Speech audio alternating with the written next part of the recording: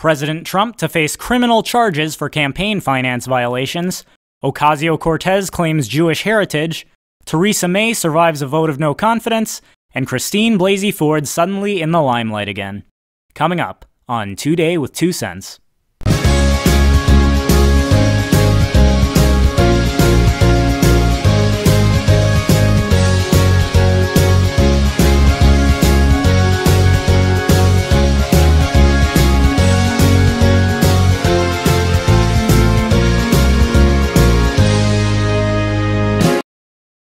Hello everyone, and welcome back to Today with 2 Cents, wrapping up your weekly news.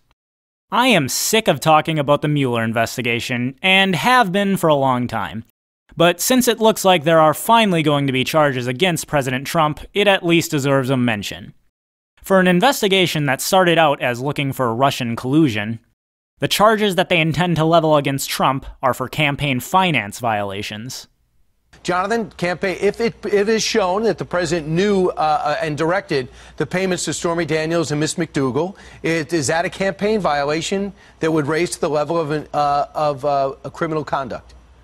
Well, according to the Justice Department's past cases, the answer is yes. This is a very serious thing. The Department of Justice is building a classic case with immunity deals and these allegations against the President of the United States. And I don't think that it achieves anything to avoid the seriousness of it. On the other hand, these are difficult crimes to prosecute, as John Edwards showed. They threw everything at John Edwards, and they couldn't get a single count to stick with the jury because you have to look at this as to whether there was intent to violate the federal election laws, and there is a readily available alternative narrative, and that is these were affairs that a married man didn't want to be made public because they were embarrassing.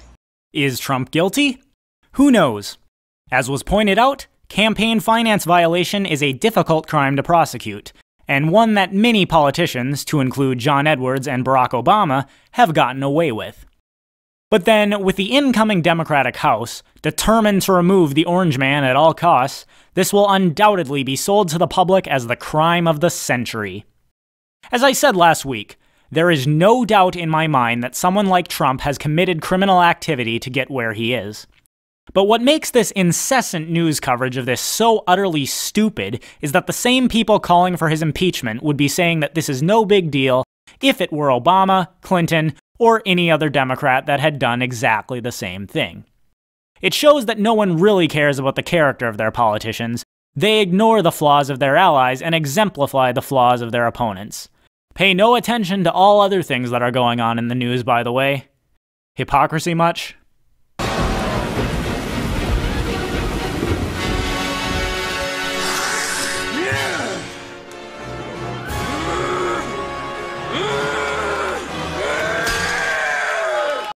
I really shouldn't take so much pleasure in ripping into this person, but she makes it too easy.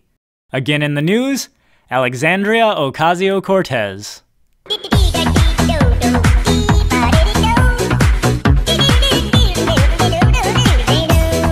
Cortez has been a vocal supporter of the boycott, divest, and sanction Israel movement, the terrorist group Hamas, and outspoken anti-Semites like Linda Sarsour. However, at a Hanukkah event this week, she pulled an Elizabeth Warren, claiming that she herself is Jewish. People don't know about Puerto Rico, and one of the things that we discovered about ourselves is that a very long time ago, generations and generations ago, my family consisted of Sephardic Jews. The culture in Puerto Rico was that people would open their closets and there would be a small menorah inside. Honest question to those watching. Does anyone believe that Cortez is any more Jewish than Elizabeth Warren is Native American? Maybe she's like 0.5% or something, but she certainly doesn't practice Judaism, and I don't see a big beautiful Jewish nose on her face. Come on, Alexandria. You're free to voice your anti-Israel views all you'd like. If they're true, you shouldn't need to claim Jewish heritage to somehow make them more valid. But then I've never accused you of intelligence, so I suppose we shouldn't be surprised. Jewish nose. She's got a big, beautiful Jewish nose, and it's there 2 minutes early wherever she goes. In news coming from Her Majesty's doorstep, British Prime Minister Theresa May survived a vote of no confidence this week, as more and more questions are raised as to just how the UK is going to move forward with their plans to leave the European Union. We have some breaking news in our world lead now. British Prime Minister Theresa May is safe, at least for the moment. Just a few moments ago, May survived a no-confidence vote from her own party. Backlash had been growing for a while from pro-Brexit lawmakers frustrated with her negotiations to leave the European Union, criticizing her for not making a completely clean break in the negotiations. The vote for Brexit happened more than 2 years ago now, and it's still not clear precisely how it's going to happen. All the while, powerfully placed individuals are working around the clock to defy the will of the British people and keep Britain in the EU. For anyone who thinks that democracy works and the government is your friend, here's yet another shining example of why that's BS. The British people spoke. They were tired of the EU leeching off Britain and giving them nothing in return. However, the government still hasn't left the EU, and who knows if they ever will. Have you yet accepted the state as your Lord and Savior? Good evening, Billingsbury. I'm Clive Crowley. Coming up, a man with a gun and 2 bullets has taken over the city of Manchester. But first, our top story tonight, Her Majesty the Queen will be passing through our very town tomorrow. With details, we now go live to Indian reporter Trisha Dasgupta. Oh my golly, there is much commotion. Remember Christine Blasey Ford? Brett Kavanaugh's accuser who says she always wanted to remain anonymous and never sought the limelight, having nothing to gain by coming forward against Kavanaugh? Well then, what is she doing announcing awards for Sports Illustrated? Good evening. I am honored to speak with you from afar about a woman I admire so much. A woman who suffered abuse as a vulnerable teenage athlete, who found the courage to talk publicly to stop the abuse of others. Besides the fact that Ford raised nearly $1 million in GoFundMe donations, has the prospect of several lucrative book deals, and was given an award by her hometown of Palo Alto, she should have known that working with Sports Illustrated like this wouldn't exactly reinforce her claim that she had nothing to gain by coming out against Kavanaugh. Good for you, Dr. Ford. We totally believe you now, despite your lack of evidence and your obvious grandstanding. Sports Illustrated is free to work with Ford if they want. There's only one Sports Illustrated product I ever read, the swimsuit issue.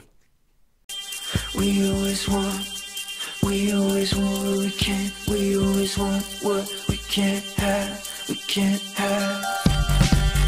The days of...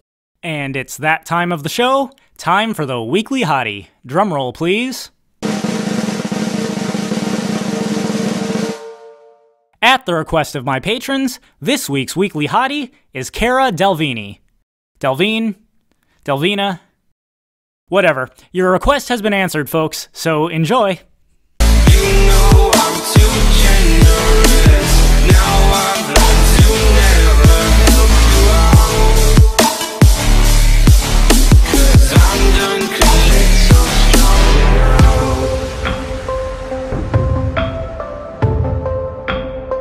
so strong. And that's it for this week. But before I go, it's time for a patron shoutout.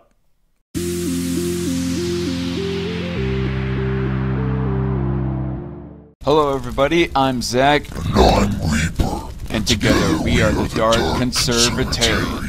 Conservative, libertarian, Christian, political, ranting, edgelord at your service. On my channel, where I mainly talk politics, you'll find me talking about a wide variety of subjects from abortion to gun rights, economics and immigration, religion, also other social issues. I have my own live show and also do lots of response videos with gaming footage in the background. If you like what you hear, then please check out my channel, subscribe, and hit the bell button.